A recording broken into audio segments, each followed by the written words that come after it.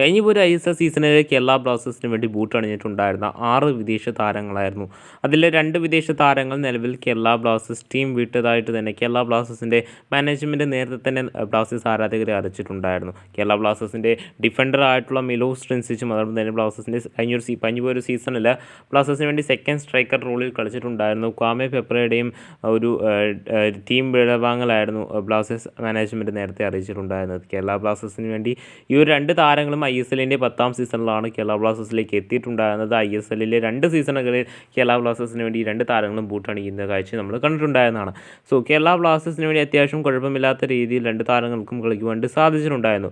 ബാക്കിയുള്ള 4 വിദേശ താരങ്ങൾ വരാനായിട്ട് പോകുന്ന ISL സീസണിൽ തുടരുമോ എന്നൊരു സംശയമായിരുന്നു കേരള ബ്ലാസ്റ്റേഴ്സ് ആരാധകർക്ക് ഉള്ളതും ഇനി ഉണ്ടാവാനായിട്ട് പോകുന്നത്. നമുക്കെല്ലാവർക്കും അറിയാം, കേരള ബ്ലാസ്റ്റേഴ്സിനെ സംബന്ധിച്ചിടത്തോളം തങ്ങളുടെ ക്യാപ്റ്റനായിട്ടുള്ള അഡ്രിയാൻ ലൂണയെ സംബന്ധിച്ചാണ് ഏറ്റവും അധികം അപ്ഡേറ്റുകൾ അല്ലെങ്കിൽ റൂമറുകൾ പ്രചരിക്കുന്നത്. വരുവാനായിട്ട് പോകുന്ന ISL സീസണിൽ അദ്ദേഹം കേരള ബ്ലാസ്റ്റേഴ്സ് തുടരുമോ എന്ന തരത്തിൽ അല്ലെങ്കിൽ തുടരുകയില്ല എന്ന തരത്തിൽ ഒരുപാട് റൂമറുകൾ തന്നെ പ്രചരിച്ചിട്ടുണ്ടായിരുന്നു. കാരണം എന്ന് പറയുന്നത്, അദ്ദേഹം കഴിഞ്ഞു പോയൊരു ISL സീസണിൻ്റെ അവസാനം കേരള ബ്ലാസ്റ്റേഴ്സ് തുടരുമോ എന്നൊരു കാര്യത്തിലൊരു വ്യക്തമായിട്ടുള്ളൊരു മറുപടി ബ്ലാസ്റ്റേഴ്സ് ആരാധകർക്ക് നൽകാത്തത് തന്നെയായിരുന്നു. ഇതിനെല്ലാം പുറമെ ഒരുപാട് റൂമറുകളും ഇതിന് പിന്നാലെ പ്രചരിച്ചിട്ടുണ്ടായിരുന്നു. കേരള ബ്ലാസ്റ്റേഴ്സിൽ അഡ്രിയാൻ ലൂണ എന്ന് പറയുന്ന ആ ഒരു ക്യാപ്റ്റൻ ഇനി വരുവാനായിട്ട് പോകുന്ന ISL സീസൺ, അതായത് ISLൻ്റെ 12ാം സീസണിൽ കളിക്കുകയില്ല എന്ന തരത്തിലുള്ള കാര്യങ്ങളൊക്കെ തന്നെ.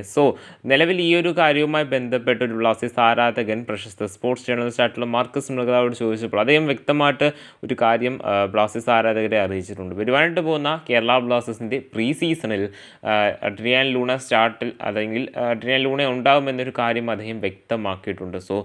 പ്രീ സീസണിൽ അദ്ദേഹം കേരള ബ്ലാസ്റ്റേഴ്സിൻ്റെ കൂടെ ഉണ്ടെങ്കിൽ കേരള ബ്ലാസ്റ്റേഴ്സിൻ്റെ ടീമുമായിട്ട് അദ്ദേഹം ലിങ്ക്ഡപ്പായിട്ട് പ്രീ സീസൺ കളിക്കുന്നുണ്ട് എങ്കിൽ ഉറപ്പായും വരുവാനായിട്ട് പോകുന്ന ഒരു ISL സീസണിൽ അല്ലെങ്കിൽ അതിനുശേഷം വരുന്ന ഡ്യൂറൻ കപ്പ് സീസണിൽ ഒക്കെ അല്ലെങ്കിൽ സൂപ്പർ കപ്പിലൊക്കെ തന്നെ ഇദ്ദേഹം ബൂട്ടണിയുവാനായിട്ടുള്ള സാധ്യതകൾ വളരെയധികം കൂടുതലാണ്. എങ്കിൽ പോലും അദ്ദേഹം അതൊരു വരുവാനായിട്ട് പോകുന്ന ISL സീസണിൽ അദ്ദേഹം തുടരുമെന്നൊരു കാര്യം അദ്ദേഹം വ്യക്തമാക്കുന്നില്ല. അതായത് പ്രീ സീസണിൽ കാണുമെന്ന് മാത്രമേ അദ്ദേഹം മാർക്കസ് മൃഗാവ് പറഞ്ഞിട്ടുള്ളൂ.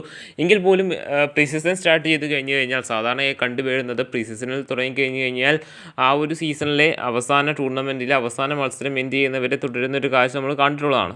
ലൂണ വരുവാനായിട്ട് പോകുന്ന ISL സീസണിലും ഒരു പക്ഷേ കേരള ബ്ലാസ്റ്റേഴ്സ് തുടർന്നേക്കാം. എങ്കിൽ പോലും അതിൽ കുറച്ചും കൂടി ഒരു ഒഫീഷ്യൽ കൺഫർമേഷൻ ലഭിക്കേണ്ടതുണ്ട്. അതിനോടൊപ്പം തന്നെ ബ്ലാസ്റ്റേഴ്സിൻ്റെ മറ്റ് 3 വിദേശ താരങ്ങളായിട്ടുള്ള നോഹ സദോയ്, ഡുസാൻ ലെഗാട്ടർ, അതോടൊപ്പം തന്നെ ജീസസ് ജിമിനസ് കഴിഞ്ഞ ഒരു ISL സീസണിലെ കേരള ബ്ലാസ്റ്റേഴ്സിന് വളരെ മികച്ച പഠനം കാഴ്ചവെച്ച 2 താരങ്ങളാണ് നോഹ സദോയും അതുകൊണ്ട് തന്നെ ജീസസ് ജിമിനസും.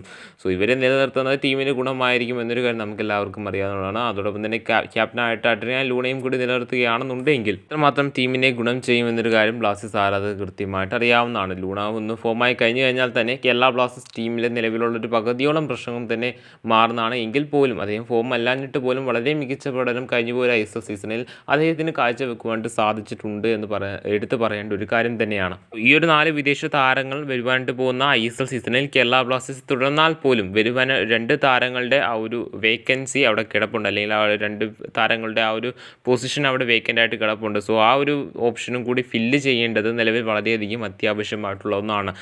ബ്ലാസ്റ്റേഴ്സ് ആരാധകരെ സംബന്ധിച്ചിടത്തോളം ഉടൻ തന്നെ ഒരു കേരള ബ്ലാസ്റ്റേഴ്സ് സംബന്ധിച്ചിടത്തോളം ഉടൻ തന്നെ 2 താരങ്ങളുടെ 2 വിദേശ താരങ്ങളുടെ സൈനിങ് ബ്ലാസ്റ്റേഴ്സ് ആരാധകർക്ക് വേണമെങ്കിൽ പ്രതീക്ഷിക്കാവുന്നതാണ്. കാരണം ബ്ലാസ്റ്റേഴ്സിന് നമുക്കെല്ലാവർക്കും അറിയാം, ISLൻ്റെ റൂൾ പ്രകാരം 6 വിദേശ താരങ്ങളെയാണ് ഒരു ടീമിന് ഒരു സീസണിലേക്ക് വേണ്ടി രജിസ്റ്റർ ചെയ്യുവാനായിട്ട് സാധിക്കുന്നത്.